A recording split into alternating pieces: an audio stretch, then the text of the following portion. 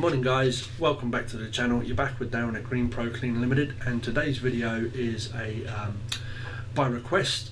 Paolo Wolfgang has commented on YouTube asking me to do a video on how to manage an underpriced round. Now you'll end up with an underpriced round through two methods. Firstly, you're a newbie who gets your customers by going out canvassing, knocking on doors, chapping doors all day, and every time you get a bite you'll go in a couple of quid too cheap because you'll think that you must get the job, absolutely have to get it, no ands, ifs or buts, and you're only going to get it by being cheap. It's a common mistake, we all make it, guilty as sin, made it many times myself, as has many a seasoned pro out there. So that's the first way you end up with underpriced, poor quality work. The next method is your buy rounds. So you'll go out and you'll buy a round in, and it's very rare that people will sell a top quality solid gold window cleaning round where all the jobs are priced properly, all the customers are top payers, all the gardens are perfect and everything. That's a very rare thing. So excuse me, the hay fever's kicking in there, I do apologise. So how do you manage this? What do you do when you end up with a round that's got a good smattering, 60-70% of good stuff, 30% say of tat, as in low price, poor quality, substandard work? And the first thing you're going to need to do is literally print off your customer lists, all of your customers, print them off onto a sheet like that, and then go through it and make sure that you have at least 3 things for every customer. This is critical. You must have a full name, an address, and a mobile number. Get an email address if possible, but at least name, address, mobile number. The reason for this I will clarify just momentarily. Then what we do is you're going to need a set of marker pens. You're going to need your green, and your green is your good top quality work, happy days, no problem at all with that customer. Your yellow is your work that might be £1, £2 underpriced, hence it needs to be bumped up a bit. Or it might be a customer whom every time you go the job's priced properly, but you've got to knock on the door so they come out and open the gate for you, or there's some little quirk with it, or maybe they're well priced, good access, but you've got to wait a week for your payment every time. These are the people that you're going to need to have a conversation with, your yellow customers. And the conversation's going to have to be along the lines of, look mate, I text you the night before I'm coming, so please make sure that the gate's on the latch for me, just because it will save me time, means I can get off to the next job and I'm not stood about waiting, if you don't mind. And if you're polite with people, most people are, yeah, cushy, no problem at all. They'll happily deal with it, they'll happily sort it out for you. Next up are your pink customers. And your pink customers, well, I say this should be red. This is the traffic light system, by the way, that Damo spoke about on the forum some time back. It's where I stole the idea from. Red doesn't highlight well on paper, so I've got a pink. And your pinks are where you turn up every month and you pull up there, and the first thing you do when you pull up at a job is you go, oh, not this again. Why? Excuse me, this hay fever is killing me. Why are you pulling that face when you turn up? Because the garden's full of dog turds, there's trash everywhere for you to have to clamber over, the gate's always locked, you've got to get your step ladder out and struggle to get it off the latch. If the customer is home, oh, I got no money on me this month, I'll double bubble you next month, etc. The pink jobs are the ones that just truly have to be kicked off down the road. They have to be thrown in the trash, kicked off down the road without a second thought. Just done with it. Get rid of them, don't mess about. Now this could take away a good 10, 15, 20% of your work, and if it does, don't worry about it, because if you're going out and doing a job where you're not getting paid or it's complete aggravation, why are you doing it?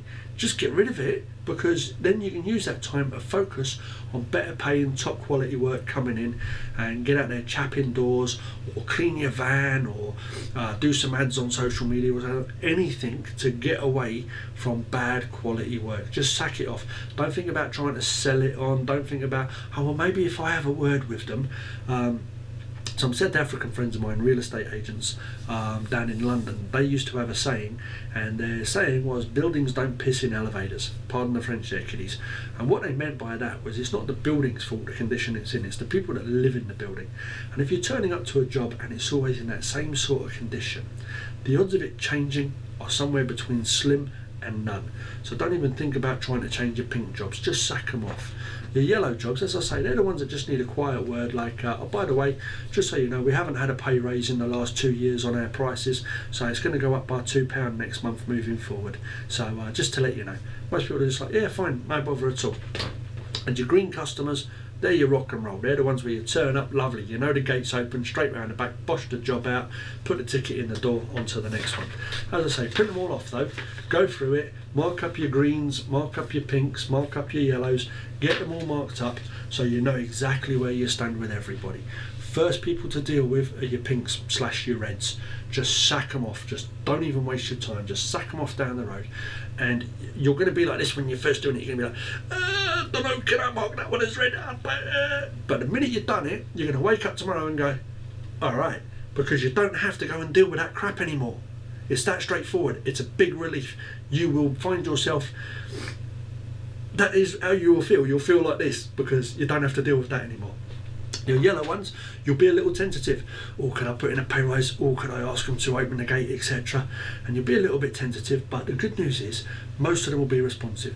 One or two of them you might put a couple of quid on and they may go, yeah, no, it's going to be a bit expensive for us, mate, so we're going to leave it. Let them go. Just let them go, because all the other yellows that become green will counter for that. They'll compensate for the ones that have left. So if you've got 10 customers and you put a £2 pay raise on each and 2 of them just go, yeah, no thank you, we're not going to have that, well, you've still got the others where you've got 16 quid coming in from that, so you're practically back to evens anyhow. So you're doing less work, practically making more money. So that's how you do it. That's how you fix a poorly paid round, a low income round. Don't be afraid, and even us, we buy rounds from time to time, believe it or not. If a round comes up on the right patch, I will buy it up and then I will strip it. It is like strip mining, literally. I will sit there, I will look at it, I'll look up all the jobs on the Google Earth and I'll sit there and I'll go, no way am I doing that job. I'll then take a drive around to double verify. I'll take a drive around, look at it and go, car parts, bits of old fridge freezers, dog turds, nah, straight away red, that's it, I'm done with that one. I might have just paid somebody 3, 4, 5 cleans for that, but still, throw it away, sack it off, not wasting my time. Then all the yellow ones I'll look at and I'll go, okay, got that, that needs an extra £1 on it, that needs a conversation about a gate or whatever on it, or a conversation about paying on time, happy days. And then I'll go and go, yeah, that's green, that's green, that's green, happy days. So we do it, so should you, is my advice. That's how to manage a poorly paid round, or a low priced round I should say, not a poorly paid round, a low priced round. You'll end up doing less work for more money in the long run. Hope you find this useful, guys. Comments, bang them in the box below, down there, not the thumbs down, just bang them in the box below if you've got any comments or interesting stories about fixing poorly paid rounds or tips. If you like what we do, give us the old thumbs up and subscribe. If you don't, give us the old thumbs down and don't subscribe. But whatever you do, guys, the weather has finally broken. It's clear skies out now. It was chucking it down here, monsoon season in Derbyshire last week, so we got very little done. So hopefully you'll be getting out there and caning it this week. Look forward to talking to you all soon. Ciao for now.